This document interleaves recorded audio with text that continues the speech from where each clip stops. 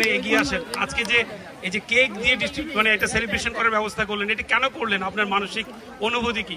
ধন্যবাদ সুমন ভাই, উনি কিন্তু আমার মেন্টর, আমার গানের মেন্টর। এই সিক্রেটটা আমি জানিয়ে দিলাম, এবং আমার গান ভালোই চলছে এবং তার ইন্সপিরেশন কিন্তু আমার সুমন ভাই।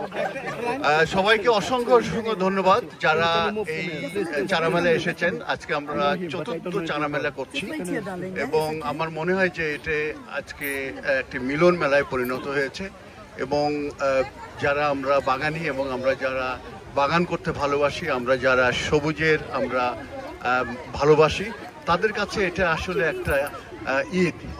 বছরে দুইটা ঈদ হয়, আর থার্ড ঈদ সেটা হচ্ছে আমাদের এই চারা মেলা। এবং আমাদের বীজ মেলা আমরা করে থাকি, বীজ মেলাও কিন্তু আরেকটি উৎসব হয়। তো আমার কাছে আসলে দুইটা ঈদ ছাড়াও আরো দুইটা উৎসব, সেটা হচ্ছে বীজ মেলা এবং চারা মেলা। একটি জিনিস আমি আজকে ঘোষণা করতে চাই, আমার প্র্যাকটিস এমকিউ হাসান সলিসিটার্স, আমি যতদিন বেঁচে থাকবো এই মেলার যে কেক হবে এটা আমি সবসময় স্পন্সর করব।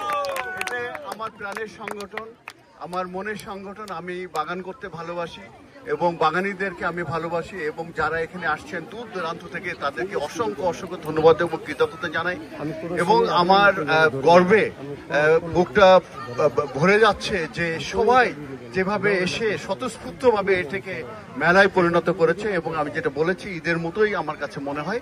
তো আপনারা এটাকে ধরে রাখবেন, এটা আরো অনেক দূরে যাবে। এবং আমাদের এনভায়রনমেন্টের ব্যাপারে আমরা জানি যে পৃথিবীর কিন্তু ধ্বংসের মুখোমুখি এখন কিন্তু দাঁড়িয়ে গেছে এবং এই গাছ, এই সবুজ, এগুলোই কিন্তু আমাদেরকে সুদূর প্রসারে কিন্তু বাঁচিয়ে রাখতে পারে। অতএব সবাই আমরা আজকে এখানে এই শপথ নেই যে আমরা বাগান করব এবং আমাদের যেসব ফিউচার জেনারেশন আছে তাদেরকে আমরা উৎসাহিত করব এই বাগান করার জন্য। ধন্যবাদ সুমন ভাই, ধন্যবাদ মাহমুদ মোর্শেদ ভাই, ধন্যবাদ আমাদের সরকার মুকুল ভাই, অত্যন্ত ব্যস্ত দূরে রয়ে গেছেন, ওনাকে আমরা মিস করছি। এবং আমার পিছনে আমি যাকে প্রফেসর খান ভাই বলে সহ আরো সবাই আছে, সবাইকে অসংখ্য অসংখ্য ধন্যবাদ। আসসালামু আলাইকুম।